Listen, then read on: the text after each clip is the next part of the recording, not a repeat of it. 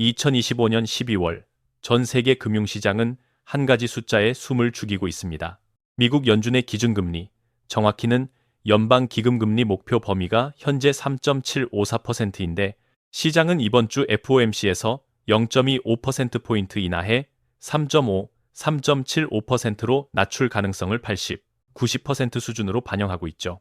많은 투자자들은 연준이 금리도 내리고 그동안 진행해온 양적 긴축까지 멈추면 드디어 주식, 코인, 부동산, 금이 한꺼번에 치솟는 에브리싱 랠리가 오는 것 아니냐는 기대에 들떠 있습니다. 실제로 연준의 대차대조표는 2022년 정점이었던 약 8.9조 달러 수준에서 2.4조 달러가량 축소되어 11월 말 기준 약 6.5조 달러 안팎까지 내려온 상태입니다. 불과 3년 만에 2조 달러 넘는 유동성이 회수됐다는 뜻이고 이 과정이 바로 채권을 시장에 돌려보내며 돈을 빨아들이는 큐티였습니다.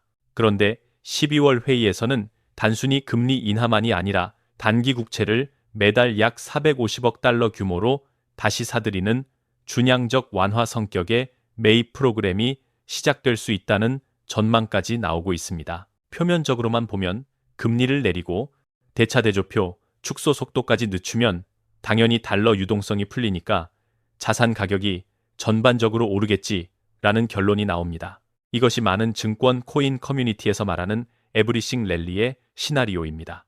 하지만 그림은 그렇게 단순하지 않습니다. 올해 미국의 물가는 통상적인 수요 공급만이 아니라 트럼프 행정부 이후 누적된 관세 부담이 겹치면서 관세발 인플레이션 압력이 여전히 남아있고 정부 셧다운 여파로 공식 고용 물가 지표 발표가 지연되면서 연준도 완전한 데이터를 보지 못한 채 결정을 내려야 하는 상황입니다. 공식 통계가 아닌 민간 지표에서는 해고자 수가 빠르게 늘고 있다는 신호가 포착되고 있지만 이 수치가 얼마나 신뢰할 만한지도 논쟁거리죠. 이런 애매한 환경에서의 금리 인하는 경기를 살리기 위한 결단이면서 동시에 언제든 인플레이션 2차 파동으로 돌아설 수 있는 위험한 선택이기도 합니다. 더 복잡한 변수는 일본입니다. 일본은행은 10월 기준 단기 정책금리를 0.5%로 유지하고 있지만 11월 말 다카이치 산하의 내각이 약 21.3조엔 규모의 초대형 경기 부양 패키지를 승인한 이후 시장에서는 이제는 일본도 본격적으로 금리를 올릴 수밖에 없다는 인식이 강해졌고 이달 안에 첫 추가 인상에 나설 가능성을 90% 안팎으로 가격에 반영하고 있습니다. 만약 미국은 금리를 내리고 돈을 푸는 동시에 일본은 금리를 올려 돈줄을 죄기 시작한다면 지금까지 엔화를 빌려 전 세계 자산에 투자해온 엔캐리 트레이드, 자금이 되돌아가며 각국 자산 가격을 흔드는 엔캐리 트레이드 청산이 다시 한번 현실화될 수 있습니다.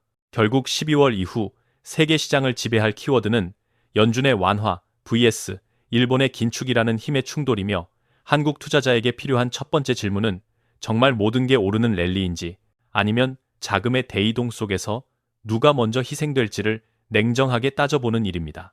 연준이 금리를 결정할 때 항상 붙는 말이 바로 이중책무입니다. 미국 의회는 연준에게 두 가지 목표를 동시에 달성하라고 맡겼는데 하나는 최대 고용, 다른 하나는 물가 안정 2%대 중장기 물가 안정입니다. 역사적으로 연준은 실업률이 대략 3~5% 범위에 있고 물가 상승률이 2% 안팎에서 안정될 때를 이중책무의 대체로 부합하는 상태로 봅니다. 그런데 지금 미국 경제는 두 축이 엇갈리고 있습니다.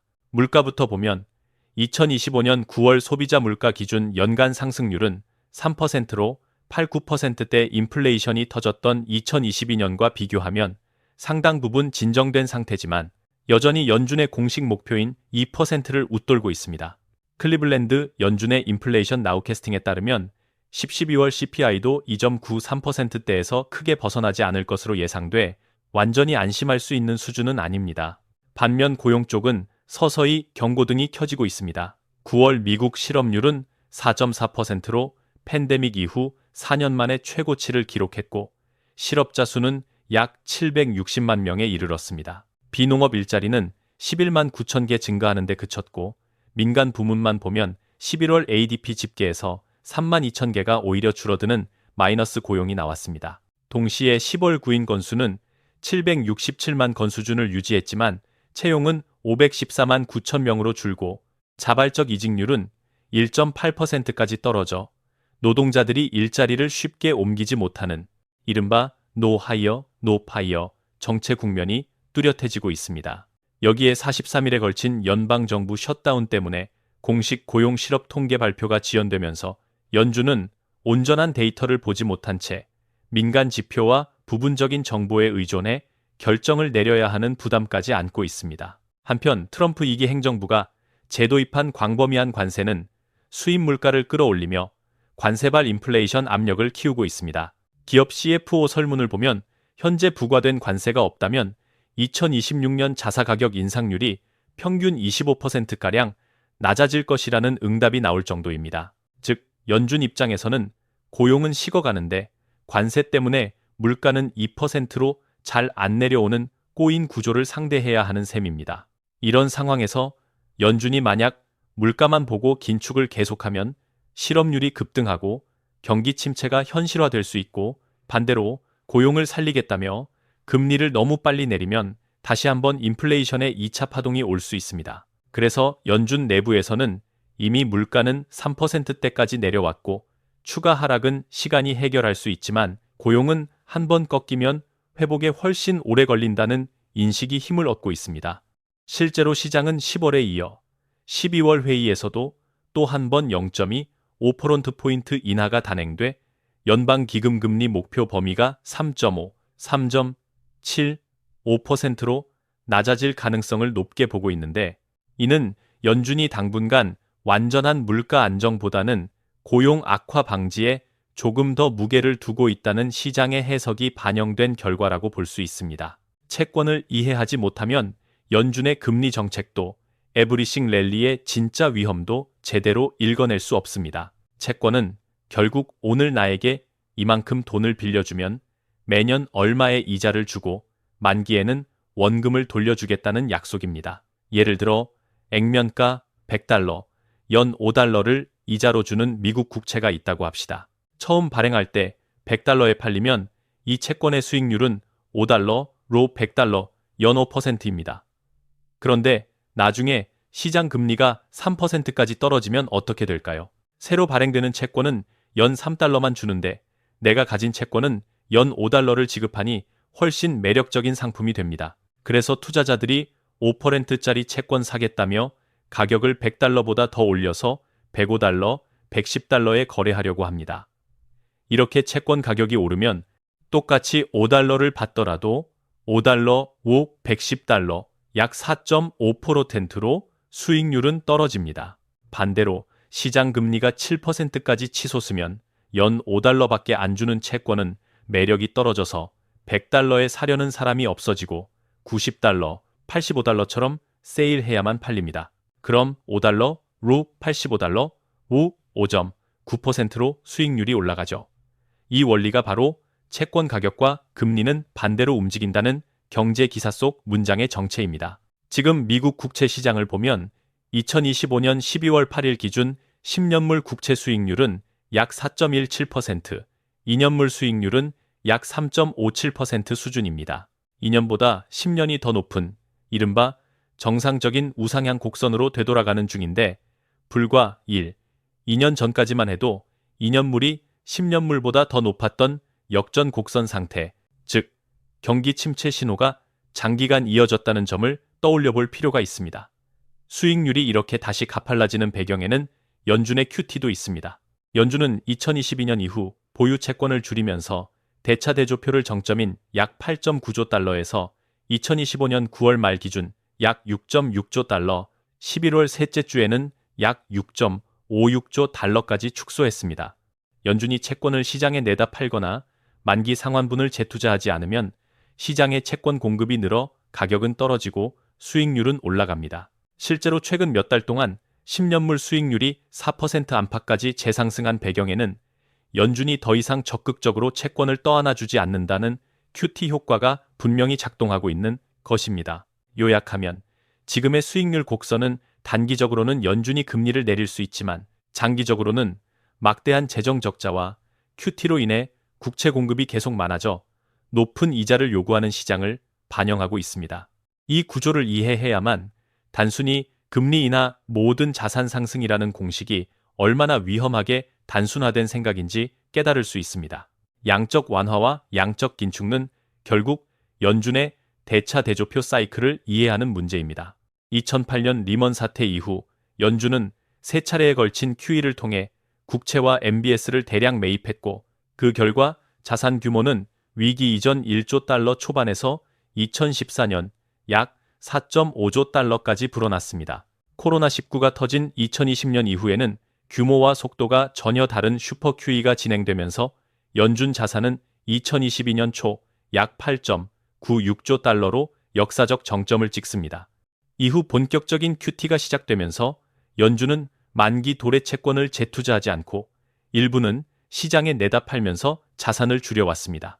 2025년 9월 기준 연준 대차 대조표는 약 6.6조 달러, 11월 셋째 주에는 약 6.56조 달러 수준으로 정점 대비 약 2.4조 달러가량이 이미 회수된 상태입니다. 숫자만 보면 여전히 돈을 잔뜩 풀어둔 상태지만 자산 규모의 감소 속도는 2023, 2024년 내내 금융시장에 상당한 긴축 효과를 주었습니다. 그래서 12월 FOMC에서 논의되는 것은 단순히 기준금리 인하뿐 아니라 매달 국채 MBS를 각각 600억, 350억 달러씩 줄여오던 QT 속도를 늦추거나 단기 국채 매입을 통해 사실상 부분적 재완화로 방향을 틀지 여부입니다. 투자자 입장에서는 금리를 얼마나 내리느냐보다 대차 대조표 축소가 어디에서 멈추는지가 향후 유동성의 진짜 방향을 가르는 핵심 포인트가 됩니다. 겉으로는 연준이 금리를 내리고 QT 종료를 시사하면서 유동성이 풀린다는 기대가 커지고 있지만 초단기 자금 시장 지표들은 정반대의 신호를 보내고 있습니다. 우선 연준의 초단기 역레포 활용 규모는 2023년 12월 일평균 877억 달러에서 2024년 12월 1 714억 달러로 급감한 데 이어 2025년 9월 2일에는 고작 210억 달러 수준까지 떨어졌습니다. 초과 유동성을 맡겨둘 주차장이 사실상 비어간다는 뜻으로 은행 시스템 내 여유 준비금이 줄며 단기 자금이 빡빡해졌다는 신호입니다. 실제로 2024년 9월 첫 50bp 금리 인하 이후 SOFR의 일일 변동성은 표준 편차 기준 2.6, 5.7bp 구간으로 뚜렷이 높아졌고 2025년 들어서는 레포 금리가 SRF 상단을 넘나들면서 은행들이 이 창구를 통해 이틀 동안 150억 달러 이상을 긴급 차입하는 사례까지 나왔습니다. 2019년 9월처럼 하루 만에 레포 금리가 2.4%에서 5% 이상으로 뛰었던 레포 쇼크 수준은 아니지만 BIS와 미연준 보고서는 준비금이 임계치 근처로 줄어들면 작은 세금 납부, 국채 결제만으로도 금리가 비선형적으로 튀어오른다고 경고합니다. 이런 단기 자금 경색이 올 때마다 가장 먼저 흔들리는 곳이 바로 위험자산 시장입니다. 2024년 한국 주식시장은 글로벌 시장 대비 언더퍼폼했고 코스피는 연간 9.6%, 코스닥은 21.7% 하락했습니다. 2025년 12월 9일에도 FOMC를 앞두고 코스피가 400선 아래로 밀리는 동안 외국인은 하루 새 이 337억 원을 순매도하며 위험 노출을 줄였습니다. 요약하면 연준이 돈을 푼다는 헤드라인과 달리 초단기 금리, 레포, SOFR의 작은 요동이 곧바로 외국인 자금 흐름과 코스피 변동성으로 번지고 있기 때문에 단기 유동성 지표를 읽지 못한 채 에브리싱 랠리만 기대하는 전략은 매우 위험한 베팅이 될 수 있습니다. 일본은 오랫동안 제로 마이너스 금리를 유지하며 전형적인 N-캐리 트레이드의 자금 조달 통화 역할을 해왔습니다. 하지만 2024년 마이너스 금리를 해제한 데 이어 2025년 10월 일본은행은 기준 단기 금리를 0.5%로 동결하면서도 추가 인상 가능성을 공식 언급했고 이는 2008년 이후 가장 높은 수준의 정책금리입니다. 특히 2025년 12월 10일 기준 일본 2년 만기 국채 수익률은 1.06%까지 올라 2008년 금융위기 이후 최고 수준을 기록하고 있으며 같은 기간 2년물 금리가 1%를 넘는 것은 BOJ가 더 이상 초저금리에 머물지 않겠다는 시장의 기대를 반영합니다. 이런 가운데 다카이치 내각은 2026년까지 약 20조엔 이상 규모의 재정 지출 확대를 추진하고 있어 국채 발행 물량은 더 늘어날 전망이고 이는 일본 금리를 추가로 밀어 올리는 요인이 됩니다. 반면 외환 시장에서 엔화는 2025년 평균으로 달러당 약 149엔, 12월 10일에는 1달러 156.7엔 수준까지 약세를 보이고 있습니다. 문제는 바로 이 지점입니다. 일본 금리가 역사적으로 높은 수준까지 올라간 반면 엔화는 여전히 약세라 글로벌 헤지펀드와 기관 투자가들이 지금도 엔을 빌려 해외 자산에 투자하는 캐리 트레이드가 유효하다고 판단해 포지션을 키워왔기 때문입니다. 로이터는 최근 약세 엔화를 언젠가 폭발할 시한폭탄이라고 표현하며 BOJ가 실제로 추가 인상이나 수익률 곡선 통제, 완전 폐지를 단행할 경우 대규모 캐리 트레이드 청산과 함께 엔화가 하루에 수 %씩 급반등하는 1998년, 2007년식 쇼크가 재현될 수 있다고 경고합니다. 이 경우 일본 투자자들이 미국 국채, 한국 국고채, 글로벌 주식 신흥국 자산을 한꺼번에 매도하고 엔화를 사들여 본국으로 송환하게 되며 지금 우리가 기대하는 연준발 에브리싱 랠리가 아니라 엔캐리 청산발 글로벌 자산 디플레이션이 먼저 찾아올 위험도 함께 커지고 있습니다. 한국 경제는 지금 미국의 완화 기대와 일본의 긴축 신호 사이에서 재정금리 환율 세축이 동시에 압박을 받는 구조입니다. 먼저 재정을 보면 정부는 2026년 한 해에만 국채를 총 232조 원 발행할 계획이며 이중 순증 기준 적자 국채가 약 110조 원에 달할 것으로 예상됩니다. 이로 인해 국채 이자 지급액은 2026년 36.4조 원, 2029년에는 연 44조 원 수준까지 늘어날 것으로 전망됩니다. 그 결과 10년 만기 국고채 금리는 2025년 12월 10일 기준 약 3.37, 3.45% 선에서 등락을 반복하며 연초 대비 50bp 이상 오른 상태입니다. 반면 기준금리는 한국은행이 2024년 이후 동결 기조를 유지하면서 2025년 11월 금통위에서도 2.5%를 유지했고 이번 사이클 첫 인하 시점도 2026년 1분기 이후로 미뤄진 상태입니다. 문제는 환율입니다. 2025년 미국 달러원 연평균 환율은 1달러당 약 1,419원, 12월 9일 기준으로는 1,469.6원까지 올라와 연중 고점 구간을 유지하고 있습니다. 달러 강세와 대미 금리 차, 현재 약 2%피, 1999년 이후 최대 속에서 원화는 2025년 들어서만 달러 대비 5%가량 추가 약세를 보였고 한국은행 금통위원조차 원화 약세를 보고 아무것도 하지 않을 수 없다고 공개 발언할 정도로 상황이 악화되어 있습니다.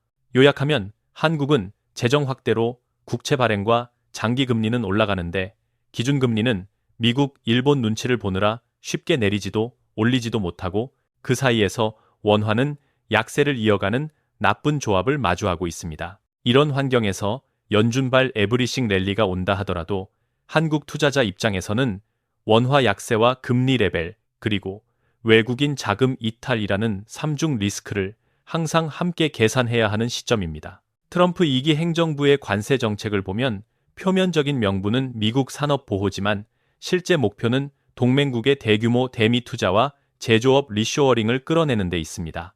2018년에 시작된 232조 철강, 알루미늄 관세는 2025년 3월 4일부로 다시 강화되어 철강에는 25%, 알루미늄에는 기존 10%에서 25%로 오른 높은 관세가 재적용되고 있습니다. 여기에 2025년 한 해 동안 수차례 단행된 추가 관세까지 합치면 미국의 평균 유효 관세율은 약 22.5%로 상승해 1909년 이후 가장 높은 수준에 올라섰습니다. IMF와 각종 연구에 따르면 이처럼 급격한 관세 인상은 2025년 미국 성장률 전망을 0.4%피 이상 깎아내리고 물가는 약 0.5, 1%피가량 추가로 밀어 올린 것으로 추정됩니다. 그럼에도 트럼프가 관세 카드를 놓지 않는 이유는 따로 있습니다. 일본은 미국과의 새 통상 합의에서 자국 수출품에 대한 관세 상단을 25%에서 15%로 낮추는 대신 최대 500억 달러 규모의 대미 투자 패키지를 약속했습니다. 한국 역시 에너지, 첨단 제조 분야를 중심으로 최소 500억 달러 이상의 투자와 장기 수입 계약을 제시하며 관세 인하 협상을 진행 중이고 대만은 TSMC의 애리조나 공장 증설을 포함해 약 4,000억 달러 수준의 투자 약속 초안을 논의하고 있는 것으로 알려져 있습니다. 즉, 트럼프의 관세는 단순히 세수를 늘리거나 단기적으로 물가를 자극하는 조치가 아니라 관세를 무기로 삼아 동맹국의 생산 설비, 자본 기술을 미국 땅으로 끌어오는 협상 레버리지 역할을 하고 있는 셈입니다. 이 구조 속에서 한국, 일본, 대만은 관세 부담을 줄이기 위해 미국에 천문학적인 금액을 투자해야 하고, 미국은 높은 관세율을 유지하면서도 동맹국 자본으로 자국 제조업과 일자리를 부양하는 이중의 이익을 얻습니다. 그러나 이런 전략은 장기적으로 글로벌 공급망을 더 정치화하고 관세발 인플레이션과 성장률 둔화를 전 세계로 수출한다는 점에서 결국 금융시장과 실물 경제에 또 다른 리스크로 되돌아올 수밖에 없습니다. 지금 세계 인플레이션의 그림자 뒤에는 항상 유가가 있습니다. 2025년 12월 10일 기준 브렌트유 선물 가격은 배럴당 약 62.2달러로 연초 70달러대에서 10% 이상 내려온 상태입니다. 트라피구라 등 대형 트레이더들은 2026년을 앞두고 공급 급증과 수요 둔화가 겹치는 슈퍼 글러치 올 수 있다며 브렌트가 60달러 밑으로 밀릴 가능성까지 거론하고 있습니다. 유가가 이 수준에 머무르는 핵심 배경 중 하나는 미국의 생산 능력입니다. 미 에너지 정보청은 2025년 미국 원유 생산이 하루 평균일 361만 배럴로 사상 최고치를 기록할 것으로 보고 있는데, 이는 사우디, 러시아를 합친 수준에 맞먹는 압도적인 생산력입니다. 트럼프 행정부의 드릴 베이비 드릴 기조 아래 셰일오일 투자가 이어지면서 미국은 더 이상 순수 입국이 아니라 가격을 흔드는 공급 측 패권국으로 올라섰습니다. 관세로 물가를 밀어 올려놓고도 금리를 내리겠다는 계산이 가능한 이유가 여기에 있습니다. 한편 남미의 베네수엘라는 2023년 기준 30억 배럴, 세계 최대 확인 매장량을 보유하고 있지만 제재와 투자 부족으로 생산이 크게 위축된 상태입니다. 미국은 제재를 강화해 공급을 조이기도 하고 특정 시점에는 일부 제재를 풀어 자국 정유사를 통해 중진류를 들여오며 가격을 눌러두는 밸브 조절자 역할을 합니다. 요약하면 트럼프의 전략은 관세로 동맹국 경쟁국의 비용을 높이되 동시에 미국 오펙 플러스 베네수엘라 카드를 활용해 유가를 60달러 안팎에 묶어두려는 시도라고 볼 수 있습니다. 우리 입장에서는 유가 하락이 단기적으로 물가 부담을 줄이는 호재처럼 보이지만 그 이면에는 높은 금리, 강한 달러, 약한 원화를 버텨야 하는 대가가 함께 따라붙고 있다는 점을 기억해야 합니다. 지금 글로벌 스토리는 겉으로 보면 매력적입니다. 미국 연준은 고용 냉각을 이유로 기준금리 인하와 QT 완화 카드를 만지작거리고, 일본은 마이너스 금리를 끝내고도 여전히 실질 금리가 낮아 돈은 미국, 일본에서 계속 풀릴 것처럼 보입니다. 여기에 브렌트유가 배럴당 60달러 안팎에 머무르며 에너지발 인플레이션 압력도 상대적으로 낮아져 증권사 리포트와 경제 뉴스는 이제는 위험 자산을 늘릴 때라는 메시지를 쏟아내고 있습니다. 그러나 우리가 앞선 9파트에서 살펴본 구조를 다시 한번 합쳐보면 그림은 전혀 다르게 보입니다. 첫째, 연준의 금리 인하는 9조 달러까지 불어났던 대차대조표를 6조 달러 중반대로 줄인 뒤에야 겨우 시작되는 유동성 회수 이후의 제한적 완화라는 점입니다. 둘째, 일본이 0%대 금리에서 벗어나 2년물 국채 수익률이 1%를 넘는 국면으로 들어가면 수십 년간 쌓였던 엔캐리 트레이드 포지션이 한 번에 되돌려질 수 있고, 이 과정에서 신흥국 한국 자산이 먼저 팔릴 가능성이 큽니다. 셋째, 한국은 110조 원 규모 적자 국채, 1,400원대 후반, 원 달러 환율, 높아진 장기금리라는 삼중 부담 속에서 외국인 자금의 안전판이 아니라 조정의 완충제가 될 리스크를 안고 있습니다. 이런 환경에서 개인 투자자에게 필요한 태도는 단순합니다. 첫째, 연준이 돈 푼다더라 수준의 이야기에는 절대 베팅하지 말 것. 둘째, 항상 금리, 환율, 유가 세 축을 동시에 보고 포지션 크기를 조절할 것. 셋째, 뉴스 헤드라인이 아니라 실제 숫자와 구조를 이해한 뒤에야 비로소 위험자산 비중을 늘릴 것. 에브리싱 랠리를 꿈꾸기 전에 에브리싱 리스크가 어디서 터질지를 먼저 가늠하는 것이 지금 한국 투자자가 가져야 할 최소한의 방어 전략입니다.